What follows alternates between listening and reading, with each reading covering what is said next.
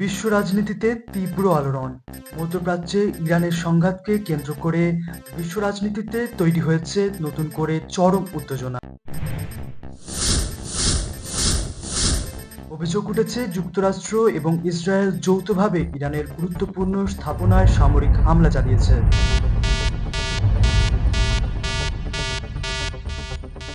এই হামলার জেরে ইরানের সর্বোচ্চ নেতা আলী খামেনি নিহত হয়েছেন, এমন দাবি আন্তর্জাতিক সংবাদ মাধ্যম ও বিভিন্ন সূত্রে ছড়িয়ে পড়েছে।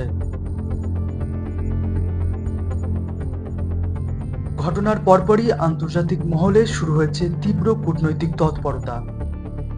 রাশিয়া সরকারের পক্ষ থেকে শোকবার্তা প্রকাশ করে বলা হয়েছে, এই হামলায় আন্তর্জাতিক স্থিতিশীলতার জন্য বিপজ্জনক এবং পরিস্থিতি দ্রুত নিয়ন্ত্রণে আনার আহ্বান জানানো হয়েছে।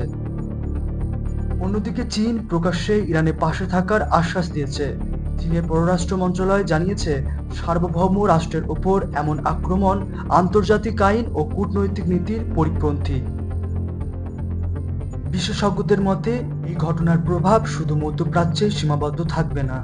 আন্তর্জাতিক তেলবাজার, বৈশ্বিক অর্থনীতি এবং সামরিক জোট রাজনীতিতে বড় ধরনের প্রভাব পড়তে পারে। বিশ্বের বিভিন্ন শক্তিধর দেশ পরিস্থিতি নিবিড়ভাবে পর্যবেক্ষণ করছে। সংযম ও আলোচনার মাধ্যমে সমাধানের আহ্বান জানানো হচ্ছে আন্তর্জাতিক মহল থেকে। পরিস্থিতি ক্রমশ জটিল হচ্ছে। এখন সবার নজর পরবর্তী কূটনৈতিক পদক্ষেপ এবং সম্ভাব্য প্রতিক্রিয়ার দিকে। গ্লোবাল 19 নিউজ, পূর্ব বর্ধমান।